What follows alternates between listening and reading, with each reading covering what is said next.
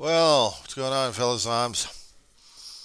It's 10:55 for a Tuesday morning of the 18th of April, 2023. I really got to get my glasses washed on this damn thing.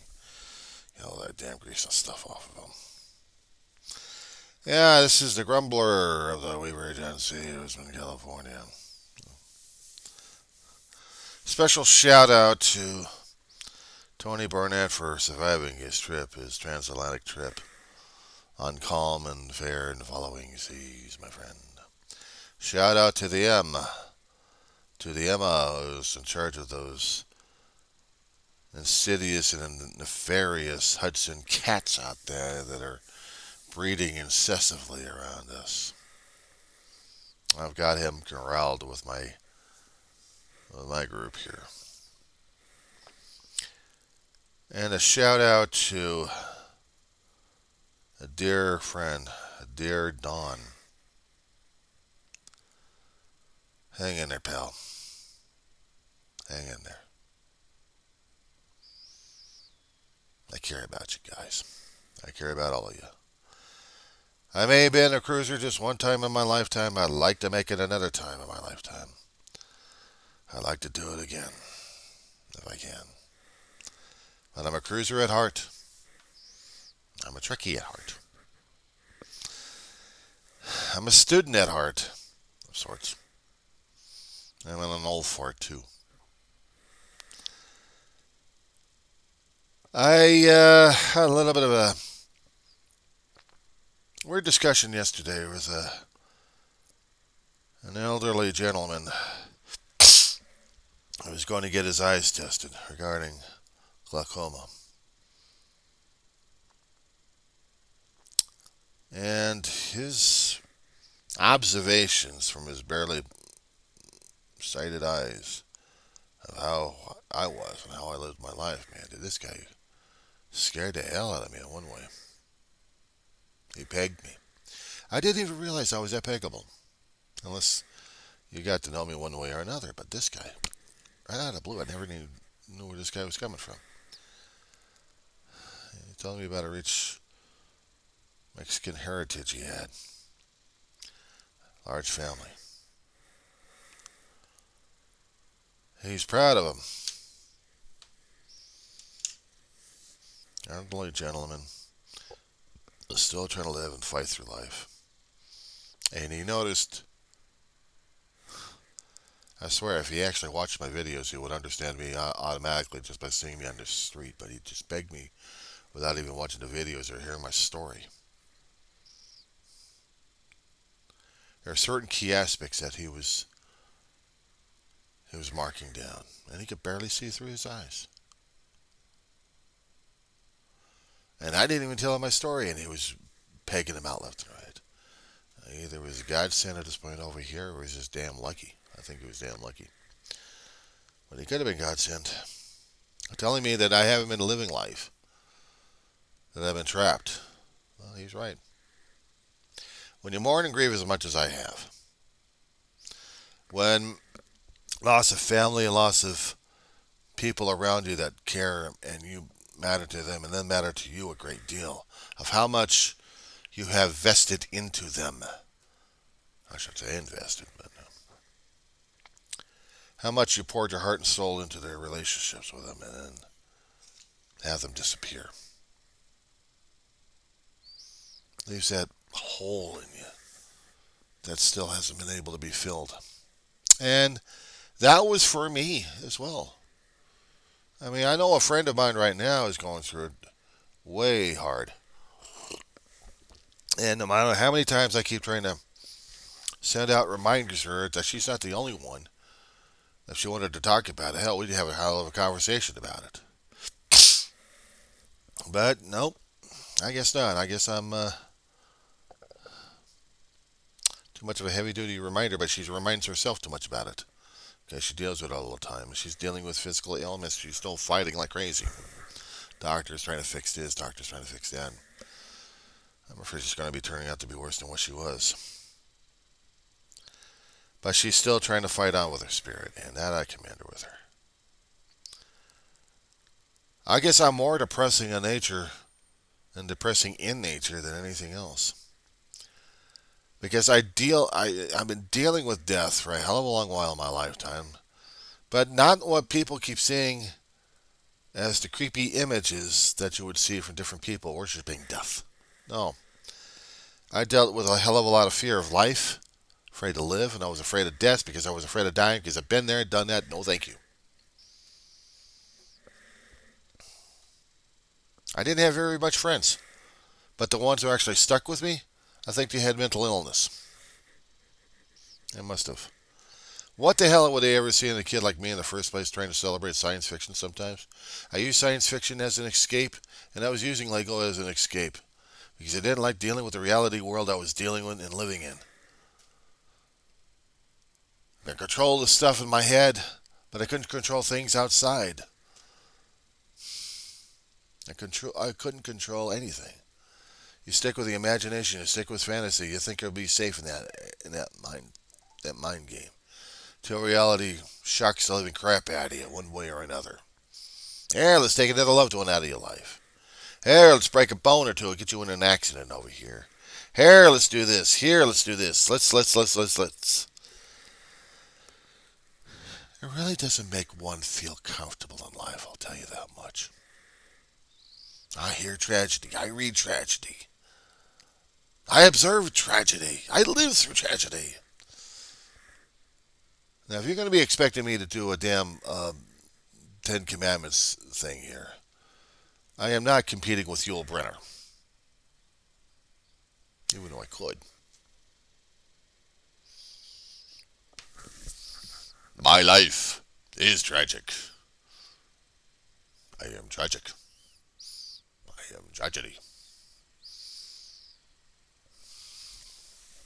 Okay, enough of that impression. No, and you fight for survival and fighting jobs. Try to keep a job. Try to be following all the rules and regulations and fucking it up left and right. Not by fighting or anything else like that. It's just certain behaviors and certain functions that have to be done in a certain way. I see a different way. Try to get that damn thing done. No, that's not going to work. Get out of here, you bum. Yeah. Move from place to place. You get used to being a renter. Living temporary. Scrounge for boxes all the damn time. Throw your shit in there. Pack up a car. Pack up a U-Haul and move to another place. Live there maybe a short time. Move again. Move again. Move again. Move. All my life. Nothing permanent.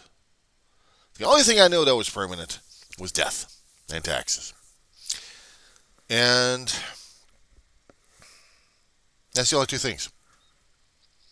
I mean, I know I'm stuck with a skin pigment, and that's about it. But everyone else has got different stigmas concerning about that situation. Yeah, I know here Pandora's box creaking open on this one, or just bouncing up and down and saying, open me, so I can give you tragedy. No, thank you. Get away. Get. No, that's the only thing I know right now is death and taxes, and that's about it. Those are the only two permanent things that you're stuck with.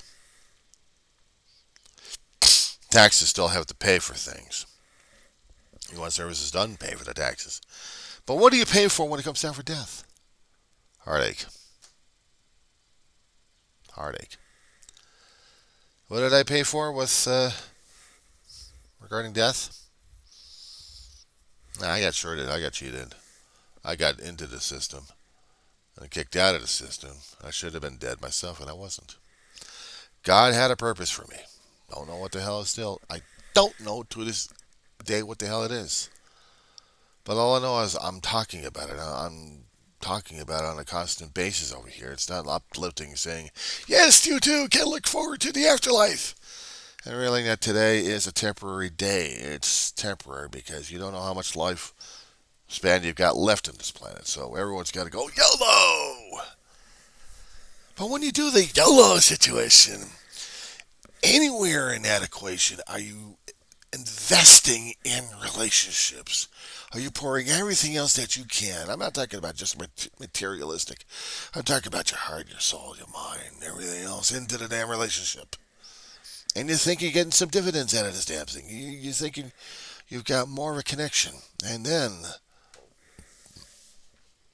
They're gone off the spreadsheet. And you're left with this deficit hole that can never be filled up. That's one way of looking at it, isn't it? That's one way you had to keep looking at it. I mean, these days I'm looking at it as the spreadsheet. You got your debits and you got your credits, expenditures, capitals, liabilities. But there's always that zero margin in there you can never fill out. No matter how much crap you can throw into the damn thing, it still it never balances. Regular math would not work on this damn thing. We're talking about human value, human condition. We're talking about human emotions. We're talking about everything else that you've been pouring into that's not physical. That's not worth anything. But inside.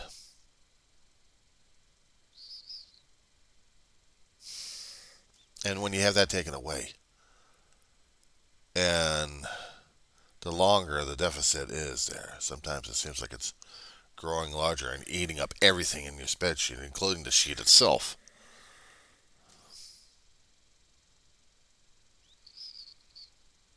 And it just kills me.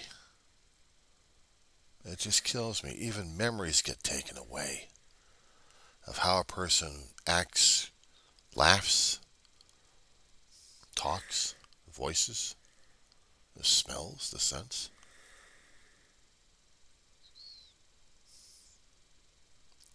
And the only thing we can touch on is the ever-increasing pain in the hearts.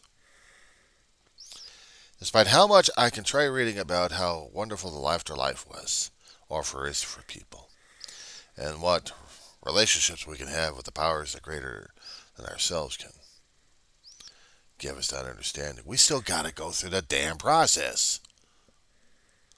And that's the thing I keep trying to tell people. They still don't fucking understand. They don't want to deal with it. They don't want to deal with the pain. They don't want to deal with the agony and the grief. Because it reminds them too much of how much they miss. So, dilute.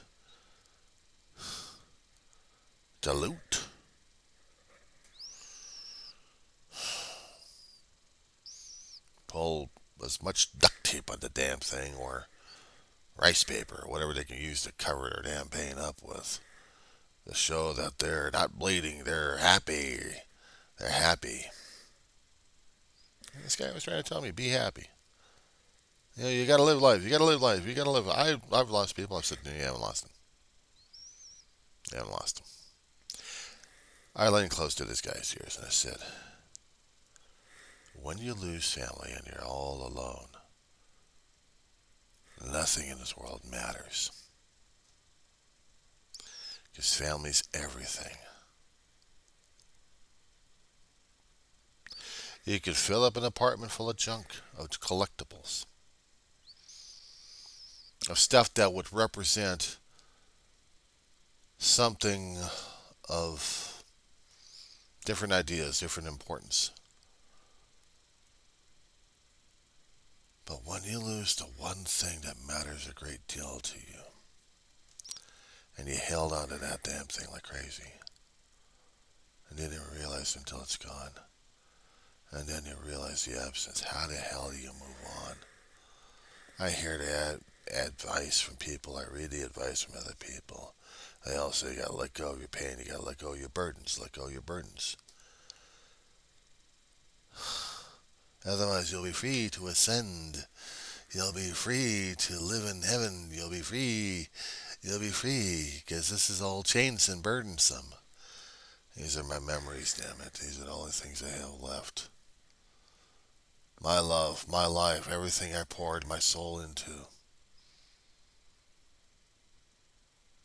Once I lose those, I'm afraid I lost those that mattered in my life a great deal.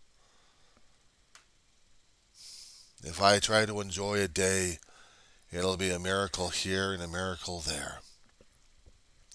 But it's not a constant base of joy and smiling like crazy, because it's not real for me. It's not. Today is the National Holocaust remembrance, or probably international anyway. A lot of people lost their lives to a madman in his mad dreams. People who had their own lives taken away. There are too many damn holes that are being passed on to generation of the pain and the loss and the anger and the frustration of what was supposed to be, what used to be. Now we got to deal and scramble up.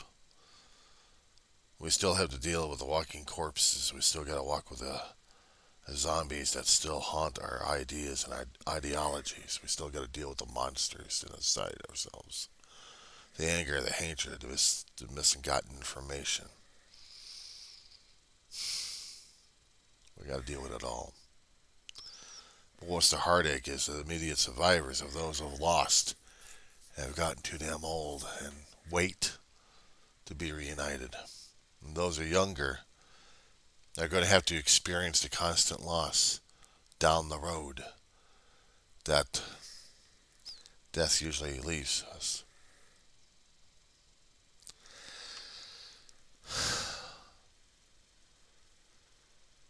I go outside on a pleasant spring morning for about 60, 65. I can enjoy the coolness and I feel my skin bristling with goosebumps on it. But I also feel the sharp pain of the sunlight on my skin. Sometimes it's warm and sometimes it's painful. I remember having joy under the sun.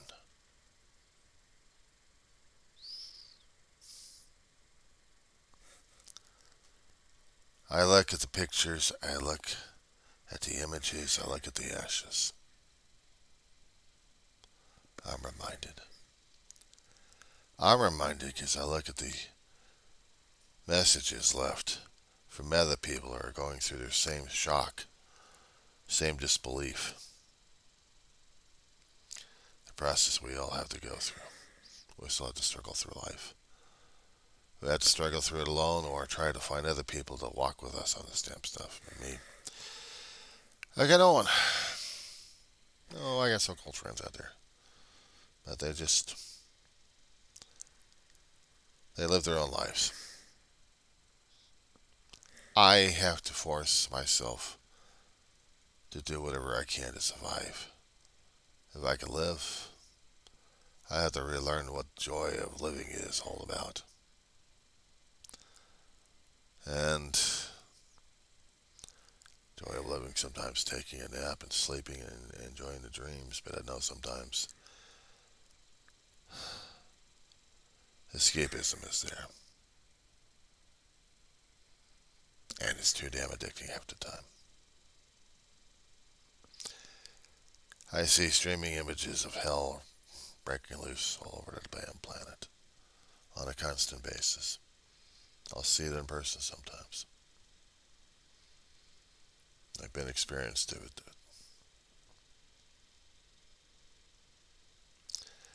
It's no wonder the kid in me still wants the Legos, the imaginations, hiding in one form or another because it doesn't want to deal with the cold, real world of reality right now.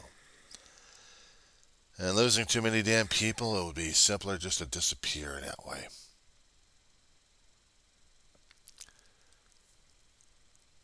That'd be far too easier to kick the can down the street. I'm reminded of a Twilight Zone episode. A group of seniors wondering about kicking a can. You see this one guy kicking a can, one of their age group. At the end of the story, they're all kicking a can, trying to discover their youth. And there's one guy who is trying to tell them to just live reality and just be reality, and then sees the kids and, is there a chance for me? And the kids run away from him.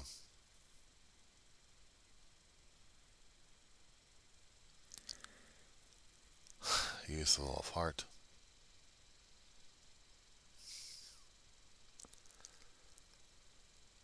I suppose all of them had to rediscover a kid trying to learn how to be kids, but also how to learn how to live and maybe try to form those kind of relationships. Just as an adult, when you lose the kid at heart and you're stuck with a withered old rotting corpse inside, it's kind of hard to see the value of life these days, but you know the survival instinct and how to exist. So that's how you are, it's existing. Sunlight fills the room, but not every crack and corner is illuminated. There are shadows. Shadows around. Shadows around. Make the contrast of light and dark in this place. Life and death. A bit of a philosophical exercise to do, especially when I'm dealing with bug war. Dark things creep. They hate light. But for bugging the living crap out of you, but they're afraid of you. If they knew you were here, they'd run away from you. They recognized you. Some of them were actually old enough to recognize. The youngins, forget it. They run away from you. That's how I'm feeling these days. That's how I'm looking at life these days sometimes. I said I wanted to look at history, yeah. I understand why people just don't like each other. For some reason or another. Information like that to take over to the underside. Problem is, in this lifetime, it's probably equally worthless. Because if I happen to start thinking about it, I start getting more and more depressed about the damn thing. The more I understand about the knowledge of the damn thing, it's no wonder the Bible got it right. Shakespeare should have, but he didn't read it. He increases knowledge, increases sorrow. Yeah, that's right. But maybe somewhere we forgot something in the equation. He increases knowledge, increases humanity. I guess that's the thing I still have to keep learning and remembering. Humanity, how to be human. How to be empathetic, how to feel, how to care, how to love.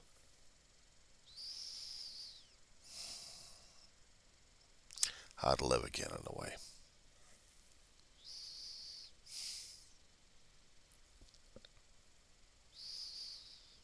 Things to contemplate, things to look outside for a little bit, enjoy the cool air while it fleets away and starts heating my skin and everything else up. Might as well stay in air conditioning for a while.